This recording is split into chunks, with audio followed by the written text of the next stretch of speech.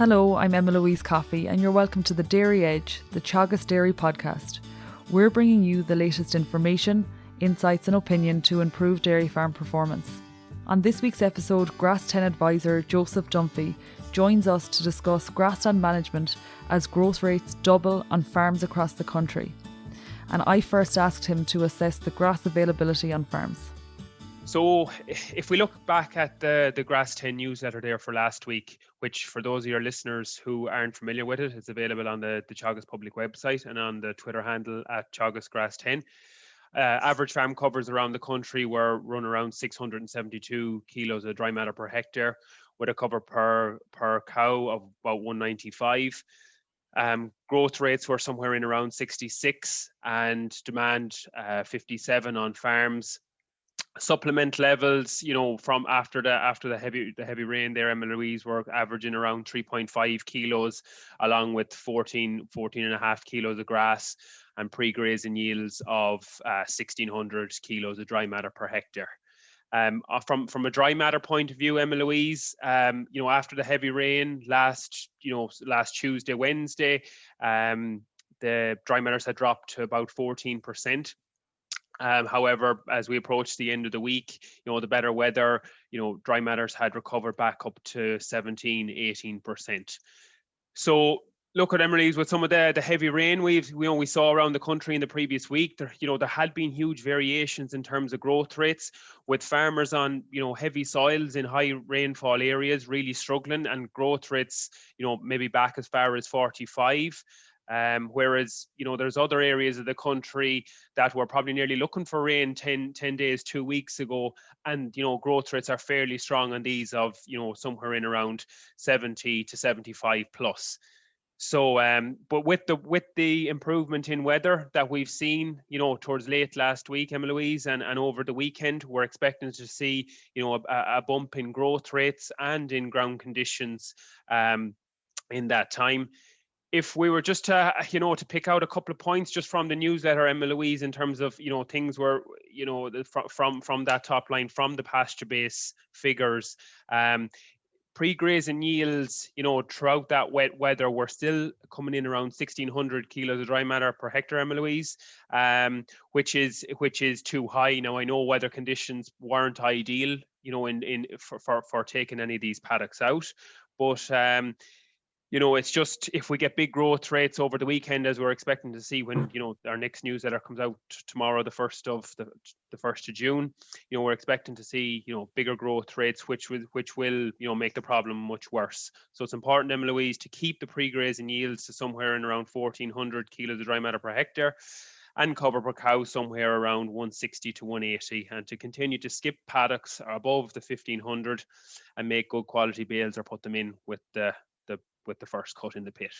And I think if we reflect on I guess your overview of the grass situation, Joseph, there are people depending on your region, and some people a mile away from you are in a totally different situation in terms of weather conditions. But if we look at those farms that are in a surplus now and growing a lot of grass, you mentioned taking out the surpluses. So at what point would you advise farmers in that scenario to take out a paddock? If you could give us a figure in terms of farm cover per cow, when you're looking at your grass wage, at what point do you say it's time now to pull out a paddock? So Emma-Louise, we would advise farmers to keep between 160 and 180 kilos of dry matter per livestock unit. So if people are walking their farm every 5 days now at the minute, things are moving quite fast. We're advising that if people kind of are on the strong side, up at 190, 200, kilos dry matter per cow, to go off that figure, but also look at the figure, look at the pre-grazing yield. So look at the top couple of paddocks from your grass wedge. And if we have paddocks that are 15 plus, 1550, 1600, these are the type of paddocks to be leaving off for surplus bales or to put into the pit. We want to keep our pre-grazing at 1400 to or 1450, somewhere to that extent, or lighter, because as we approach, the last couple of days, the last few days of May, the first day or two of June, Emma-Louise, most varieties are coming towards heading date anyways. And if a variety is heading on the 1st of June, for example, at least 50% of that variety will have headed by that stage. So a lot of seed head, a lot of stem is appearing on farms. So great pre-grazing yields of 13 or 1400 will help to stay away from that. And again, a follow-on question for farmers in that situation, like you mentioned, farmers are growing 75 kilos dry matter per day plus, and when you pick out individuals, you're going to see really high numbers. Like some farmers, they're measuring every 2 times a week, and they're growing up to 80, 90 kilos. For those farms, their demand is generally lower than the growth. So where is your recommendation there? I know you mentioned at the moment, on average, pasture-based farmers the cows are eating 14.5 kilos of grass, 3.5 kilos of concentrate. What is your recommended diet for cows in that scenario where there's a really high growth rate? So on farms with really high growth rate, coming out of the last week or 10 days, Emma-Louise, of wetter weather, supplement had probably creeped back up to the figures that are in the news that are there this week at 3.5-4 kilos. But if we get to the stage where dry matters have bumped back up to the 17, 18, 19%, cows are content back at grass again. There's no standing along, ditches and, and damaging going on that there was in, on certain farms. So look, there's no reason why, those farms that if the meal has a good mineral pack to 2 kilos, for the rest of breeding, we're probably only a month into breeding yet on most farms. So, bit by bit, that can be brought back down from an average, 3.5 to 2 kilos. Certain farmers will be wary after having a lot of meal fed, for a long time this spring, and may not want to come down, back to the kilo, or half kilo or kilo quite so quick, but definitely bringing back down from 3.5 to 2 kilos for the next couple of weeks, I think is fairly practical, as long as the mineral pack, is fairly right in it and mag is covered, in 2 kilos. And you've acknowledged the heavy rainfall, and while we hope that we're out of it at this stage, farms in some parts of the country have had the situation where they've been, on-off grazing cows, or, even housing cows for certain periods of the day over the last month. Something that we shouldn't really be talking about in May, but, however, it was the case. Was there a lot of management practices being done by farmers that you can see in order to get cows out while minimising damage? Yes, Emma-Louise. So look, it's been a very difficult May, as you know yourself, around the country. How heavy rainfall has made things difficult, and as you said, has made things more difficult for some, compared to others. If we look at, I've just 2 examples there today. Donegal this year has, May there was about 100 mil of rain, where compared to 27 mil in 2020, and we had Paddy O'Brien on the Grass 10 newsletter, who has received 125 mil of rain on his farm for down in County Kerry so far in May. So on certain farms, in high rainfall areas with some heavy soils, look, there's been certain parts of the farm that just are not travelable. There last week, Emily just physically couldn't go to them with cows, waterlogged, and other farmers were having to, another parts of the farm, then you're having to use your, go back to your spring grazing, essentially, Emma-Louise, or your wet weather grazing, your on-off grazing, back fences, and using multiple access points. But look, if there's a few other key points for heavy soils farmers, Emma-Louise, or people in high rainfall areas, it's assess the paddocks, on the dry paddocks of your farm daily, and and set the when you're out setting up strip wires. Use spur roadways to get to the extremities of paddocks and to reduce the damage that's being done. and use a back fence to, that you're, on these fields, that you're minimizing the damage, not letting them back over what had been grazed in the morning or the previous evening. The on-off grazing, or, standing cows in the yard after milking, very, very important, just to reduce the amount of time that they're being spent in that, that they're spending in the paddock.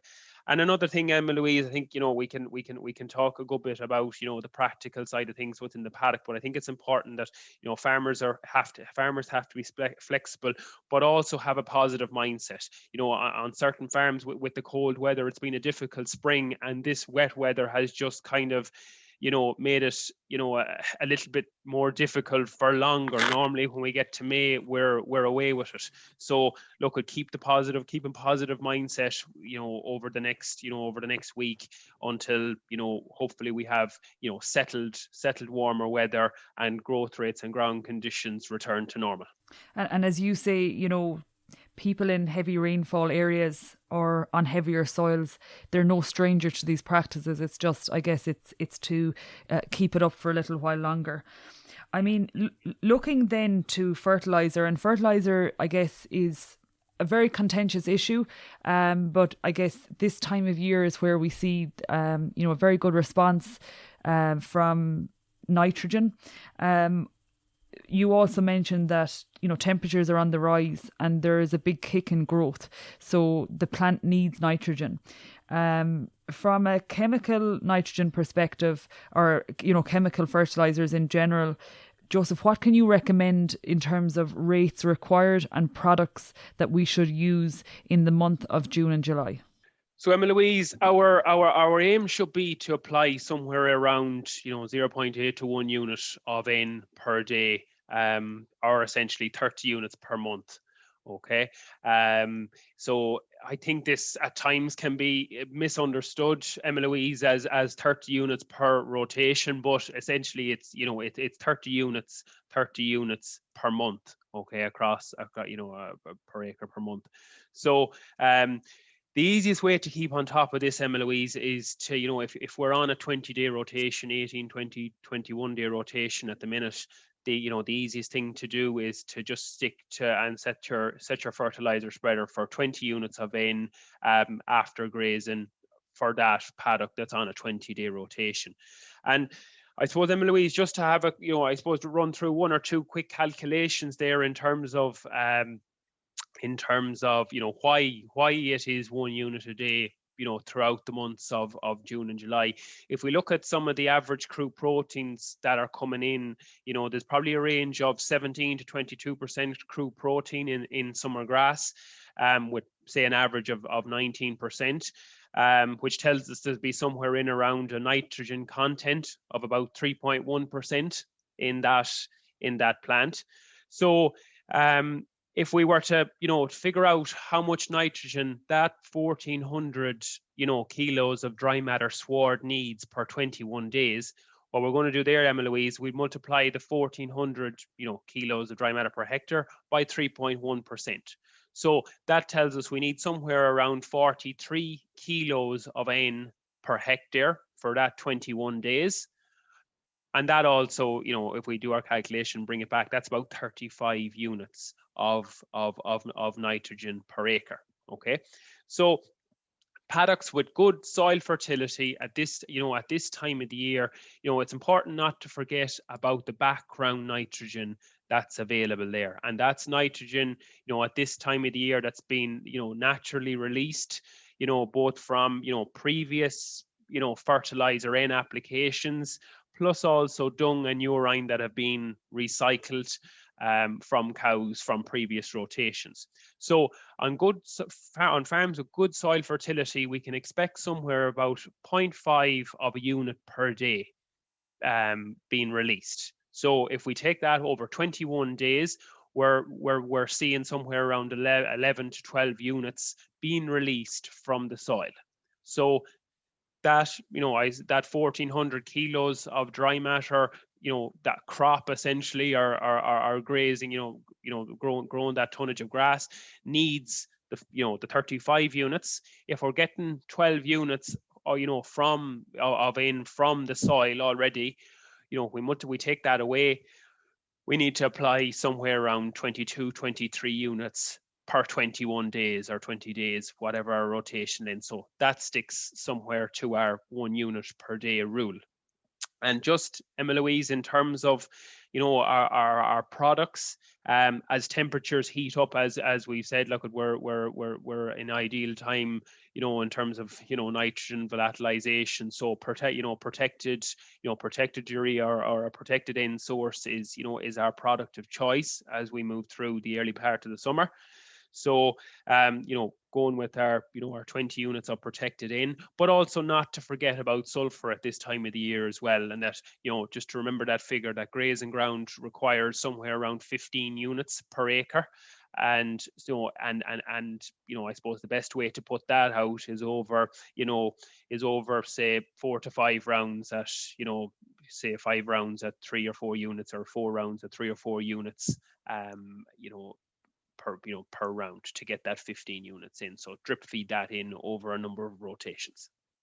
And looking then, if we take a step back and look at the overall picture, we've discussed the heavy rainfall in the last few weeks, but there has also been, I suppose, a persistent and prolonged colder than normal in April and into May. Has that impacted on the cumulative growth that we have seen if we compare it to, an average across a number of years, or even back to 2020? Yes, so Emma-Louise, just some figures pulled out this morning there from Pasture Base Ireland. On average, we're somewhere around 500 kilos, or a half a ton of dry matter per hectare behind on 2020.